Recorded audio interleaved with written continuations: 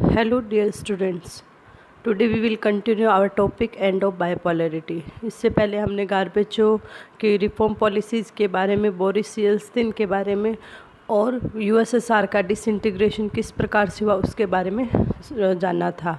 आज के इस सेशन में हम पढ़ेंगे तो contents of this session.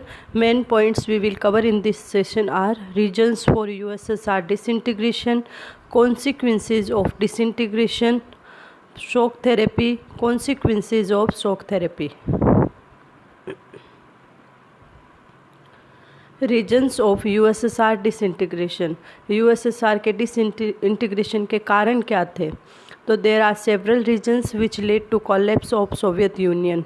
These were internal weakness of USSR. USSR की internal weakness, economy of USSR become stagnant. जो यूएसएसआर की इकोनॉमी थी वो बिल्कुल of society not happy with the reforms of गार्बेचोव.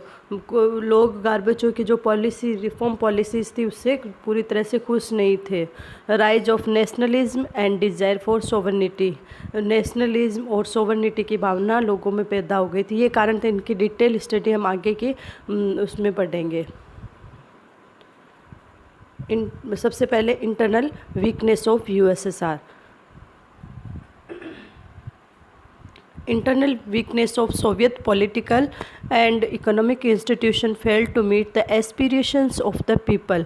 Internal weakness क्या थी कि जो सोवियत गवर्नमेंट थी उसके जो पॉलिटिकल और इकोनॉमिक इंस्टीट्यूट थे वो लोगों के एस्पिरेशंस को पूरा नहीं कर पा रहे थे. अब उनके एस्पिरेशंस क्या थी? Political. A large section of Soviet society began to doubt and question the system to do so openly. अब लोगों में एक वो भावना पैदा हो गई थी कि उनकी गवर्नमेंट कैसे होनी चाहिए, ट्रांसपेरेंसी इन ब्यूरोक्रेसी होनी चाहिए, लिबरल डेमोक्रेसी आनी चाहिए, फ्रीडम ऑफ स्पीच मिलना चाहिए. लेकिन उनको ये राहत तो दिखाई गई लेकिन उनको वो सब मिल नहीं रहे थे. तो उन्होंने अपने गवर्नमेंट के प्रति, अपनी ब्यूरोक्रेसी के प्रति डाउट और क्वेश्चन खड़े कर दिए थे कि जब ये है ही नहीं तो हमें इसके लिए प्रोटेस्ट करना चाहिए, हमें ये मिलनी चाहिए. तो ये पॉलिटिकल इंस्टीट्यूशन उनके एस्पिरेशंस को पूरा नहीं कर पा रहे थे. इकोनॉमिक क्या थी कि हमने देखा कि 1979 के बाद में वहाँ पर कंज्यूमर शॉर्टेज आ जाती है. जो पहले रिसोर्सेज के उनके पास में कोई कमी नहीं थी, बाद में उनको फूड भी इंपोर्ट करना पड़ता है. तो लोग कहते हैं कि जब हमारी बेसिक नीड ही गवर्नमेंट पूरी नहीं कर पा रही है तो अब हमें इस जो संगठन था उसमें नहीं बनकर रहना चाहिए. इकोनॉमी बिकेम स्टैग्नेंट कि उनकी जो इकोनॉमी थी वो धीरे धीरे गिरती जा रही थी. तो the Soviet economy used much of its resources in maintaining a nuclear and military Arsenal and development of satellite state in eastern Europe and with in the Soviet system. तो हुआ क्या था कि ये जो वॉर था ये एक यूएस और यूएसएसआर के बीच में होड़ लगी हुई थी. कौन न्यूक्लियर वेपन्स ज़्यादा बनाएगा, कौन मिलिट्री के लिए ज़्यादा करेगा. और सबसे ज़्यादा था कि सैटेलाइट स्टेट्स बनते जा रहे थे. स्टेट में सैटेलाइट्स का निर्माण हो रहा था तो सबसे ज़्यादा पैसा उन्हीं पर ही इन्वेस्ट हो रहा था. तो वॉर्स हो रहे थे तो सारा पैसा मिलिट्री की तरफ या न्यूक्लियर्स की तरफ उनकी तरफ जा रहा था. तो उनकी तरफ जा रहा था तो जो देश के लोगों के जो नीड्स थी वो पूरी नहीं हो पा रही थी. तो इस वजह से लोग वहाँ पर खुश नहीं थे कि सारा पैसा दूसरी जगह जा रहा था और जो देशों को जिन उनकी नीड्स के लिए पैसा चाहिए था वो पैसा उनको नहीं मिल पा रहा था. जिस प्रकार इस कार्टून में दिखाया गया है कि वेपन्स के लिए वो 24 आवर्स पैसे भेजे जा रहे थे लेकिन जो उनके इकोनॉमी रूबेल है वो क्या था, दिन प्रतिदिन नीचे गिरता जा रहा था. At the same time, ordinary citizen became more knowledgeable about the economic advance of the West. अब इसी टाइम क्या था कि वेस्ट की जो टेक्नोलॉजी, वेस्ट का इंफ्रास्ट्रक्चर, वेस्ट की इकोनॉमी वो एडवांस होती जा रही थी. तो लोग उसके प्रति उसको देख रहे थे कि किस तरह से वेस्ट के देश आगे बढ़ रहे थे और वो पिछड़ रहे थे. तो वो अपने दोनों देशों में वो तुलना करना शुरू कर देते हैं. तो they could see the disparities between their system and the system of the West. अपने सिस्टम और जो वेस्ट का सिस्टम है उनमें तुलना करते हैं कि उनका जो सिस्टम है उनकी जो डिज़ायर्स है वो पूरी नहीं कर पा रहा है, इस वजह से भी डिसइंटीग्रेशन होता है। जिस प्रकार से ये दिखाया गया है कि ये बेयर किसका प्रतीक था, यूएसएसआर का प्रतीक था। तो 1940s में इसने स्टेबल करने की कोशिश की, 1950 में वो एक तरह से उसको स्थिर कर रहा था। बाद में 1970 में वो एक ऐसे हालात थे कि वो दूसरे देशों पर बहुत ज़्यादा हावी था, और आते आते बाद में 1980 के बाद में या 1980 के बाद में वो फिर से एक बार लुढ़क जाती है, और 90 तक उसको समझ ही नहीं आता है कि इकोनॉमी को किस तरह से वो स्थिर कर सके, इकोनॉमी को किस तरह से आगे बढ़ा सके। Reform unhappy society. अब हमें 1985 में जब गार्बेचोव आते हैं तो रिफॉर्म पॉलिसीज़ लाते हैं दो तरह की, एक तो पेरेस्ट्राइका और एक ग्लासनोस्ट। पेरेस्ट्राइका का हमने मतलब जाना था कि रीस्ट्रक्चरिंग, तो वो इकोनॉमी रीस्ट्रक्चर करना चाहते, जो इकोनॉमी नीचे गिरती जा रही थी उसको आगे बढ़ाना चाहते थे, वो किक स्टार्ट करना चाहते थे। और वो जो ग्लासनोस्ट थी वो उसमें वो पॉलिटिकल ओपननेस लाना चाहते थे, डेमोक्रेसी की स्थापना करना चाहते थे, लेकिन ये दोनों ही पॉलिसी वो उनकी इम्प्लीमेंट नहीं हो पाई थी। तो it was believed that the reforms introduce by Gorbachev were at very slow pace, की बहुत धीमी गति से वो चल रही थी। People become impatient and disappointed with his method. तो लोग जो थे वो बिल्कुल इम्पेशेंट हो गए थे और उनकी पॉलिसी से डिसअपॉइंट हो रहे थे कि उनको राह तो दिखाई गई लेकिन उस पर इम्प्लीमेशन नहीं हुआ। Rise of nationalism and sovereignty. ये सबसे प्रमुख कारण था कि जो देश थे उनमें अब नेशनलिज्म और सोवर्निटी की भावना उदित हो गई थी। उनको अब खुद की सोवर्निटी चाहिए थी, खुद की जो देश की कमांड खुद को चाहिए थी, अब वो यूनिट में नहीं रह सकते थे। तो the rise of nationalism and the desire for sovereignty within various republics including Russia and the Baltic republics, Estonia, Latvia and Lithuania, Ukraine, Georgia and other prove to be the final and most immediate cause for the disintegration of the USSR. हम देखते हैं कि 1990s के बाद में ये सब देश यूएसएसआर से अलग होकर अपनी एक अलग पहचान बनाना शुरू करते हैं। अब हम जानेंगे कॉन्सिक्वेंसेज ऑफ डिसइंटीग्रेशन, कि डिसइंटीग्रेशन के परिणाम क्या हुए। सबसे पहला परिणाम जो हुआ, जो कोल्ड वार 1945 में से शुरू हुआ था, वो 1990 में आके ख़त्म हो जाता है। क्यों? एंड ऑफ आइडियोलॉजिकल वार, क्योंकि ये जो कम्युनिस्ट आइडियोलॉजी है वो ही ख़त्म हो जाती है तो वॉर भी वही ख़त्म हो जाता है। तो जिस प्रकार से हमने देखा था 45 में 2 आइडियोलॉजीज आई थी, कौन कौन सी? First communist and capitalist. तो जो कम्युनिस्ट आइडियोलॉजी थी वो पूरी तरह से कोलैप्स हो जाती है, तो इससे ये माना जाता है कि ये एंड ऑफ आइडियोलॉजिकल वार था। Second, power relations in world politics changed, therefore the relative influence in ideas and institution also changed। अब हमें पता है कि जिस तरह आइडियोलॉजी ख़त्म हो गई थी तो जो 2 पावर ब्लॉक्स बने हुए थे वो पावर ब्लॉक्स अब टूटते हुए नज़र आ रहे थे। तो लोगों के इस तरह से आइडियाज़, इंस्टीट्यूशन ये भी चेंज हो जाते हैं। जो पहले वार्सो में एक ऑर्गेनाइजेशन था, वार्सो उसमें बंधे हुए थे, अब वो लोग फ्री हो गए थे, वो किसी भी संगठन, इंस्टीट्यूशन को ज्वाइन कर सकते थे।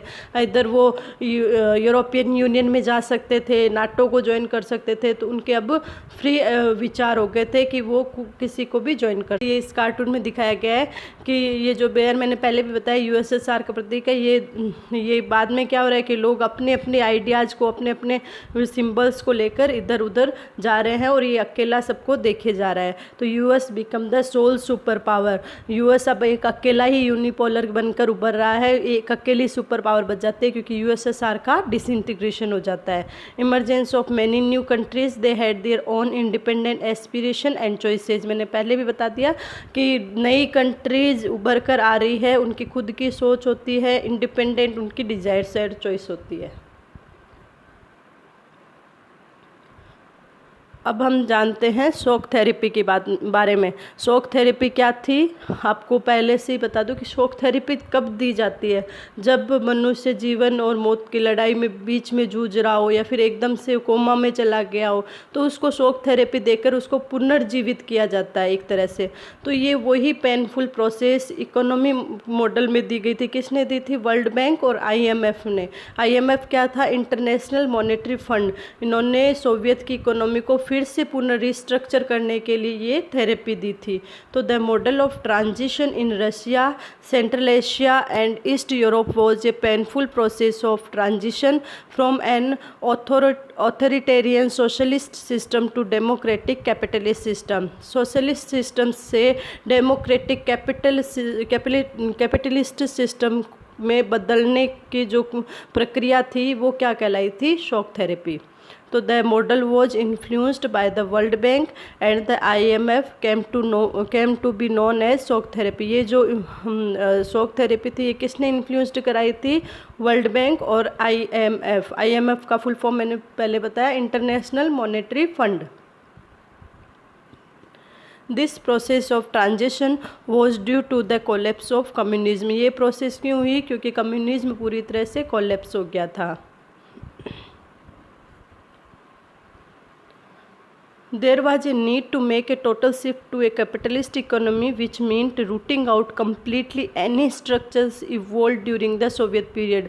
अब जो सोवियत ने अपना एक स्ट्रक्चर जो सेट कर रखा था कि वो फ्री एजुकेशन देंगे, सब्सिडीज़ देंगे, ठीक है, तो हेल्थ फैसिलिटीज़ देंगे, उन सब को अब जड़ से निकाल कर नई कैपिटलिस्ट इकोनॉमी को वहाँ पर जमाना था या फिर नई कैपिटलिस्ट इकोनॉमी वहाँ पर लाना था। तो लोगों को ये मतलब ये पूरी तरह से एक्सेप्ट करना बहुत ज़्यादा पेनफुल था, क्योंकि एक प्रोसेस से दूसरी प्रोसेस में आना बहुत ज़्यादा इंटेंस और पेनफुल होता है। तो shock therapy also involve A drastic change in the external orientation of these economies.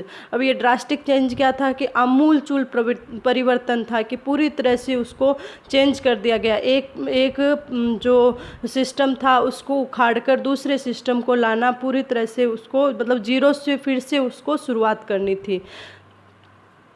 जिस तरह से जैसे वहाँ पर एग्लिटेरियन सोसाइटी थी, वहाँ पर एग्लिटेरियन मतलब क्या था कि सबको समानता दी गई थी कि उनको फूड जो बेसिक नीड्स है वो कंप्लीट होगी, हेल्थ फैसिलिटी है वो पूरी होगी, एजुकेशन फ्री में एजुकेशन मिलेगी, मिनिमम स्टैंडर्ड ऑफ लिविंग सबको मिलेगा, नो एम्प्लॉयमेंट रहेगा। तो ये सब उनको फैसिलिटीज़ मिली हुई थी। अब वो सब नहीं मिलने वाली थी, क्योंकि वहाँ पर क्या होने वाली थी? कैपिटलिस्ट इकोनॉमी आने वाली थी, उसमें इंडिविजुअल ही प्रॉफिट होगा। तो ये सब उनको परिणाम जानने थे। The transition also involve A breakup of the existing trade alliances among the countries of the Soviet block. ये जो ट्रांजिशन हुआ वो कहाँ पर हुआ था? सोवियत ब्लॉक, पूरे सोवियत ब्लॉक में हुआ था।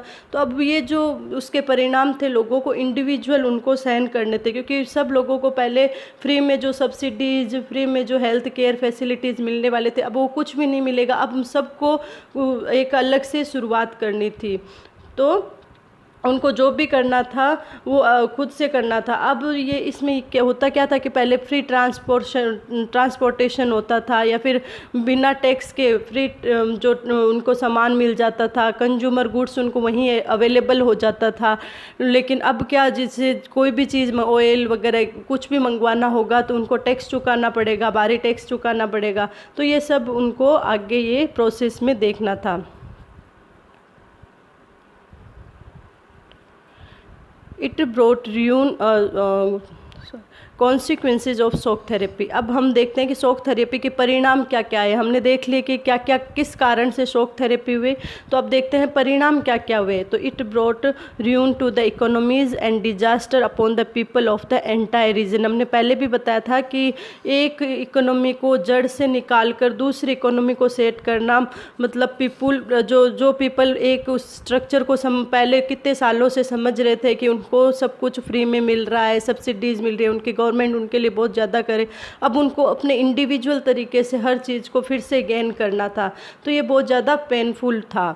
The value of rouble, the Russian currency decline dramatically. अब जो रूबल की जो वैल्यू थी वो भी क्या, जो रूबल हाईएस्ट रैंकिंग पे रहता था, डॉलर से भी ज़्यादा उसकी वैल्यू थी, वो रूबल अब क्या धीरे धीरे ड्रामेटिकल डिक्लाइन हो रहा था रशियन करेंसी, तो ये भी पेनफुल उनके लिए था। तो the withdrawal of government subsidies pushed large section of the people into poverty.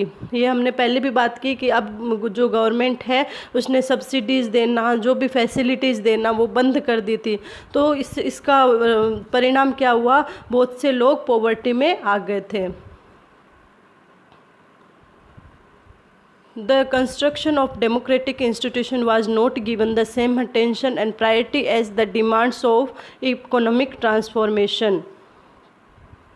अब लोगों की चाह क्या थी कि वो लिबरल डेमोक्रेसी की स्थापना करे, गवर्नमेंट में ट्रांसपेरेंसी आए, तो एक डेमोक्रेटिक इंस्टीट्यूशन वो स्थापना करना चाहते थे, तो लोगों का ध्यान, लेकिन ये जो शॉक थेरेपी क्यों आई थी, ये किस में आई थी, शॉक थेरेपी इकोनॉमी में आई थी, न कि पॉलिटिकल में।